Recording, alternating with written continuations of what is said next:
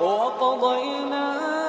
إلى بني إسرائيل في الكتاب لتفسدن في الأرض مرتين ولتعلن علوا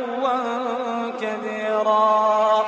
فإذا جاء وعد أولاهما بعثنا عليكم عبادا لنا أولي بأس شديد فجاسوا خلال الديار وكان وعدا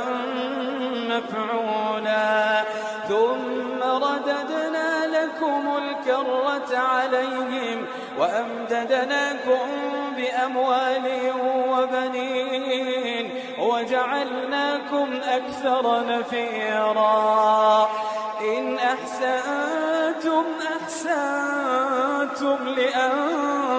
لأنفسكم وإن أسأتم فلها إن أحسنتم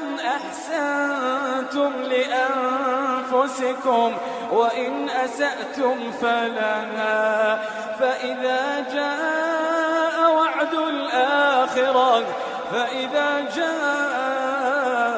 وعد الآخرة ليسوءوا وجوهكم وليدخلوا المسجد كما دخلوه أول مرة وليتبروا ما علوا تتبيرا عسى ربكم أن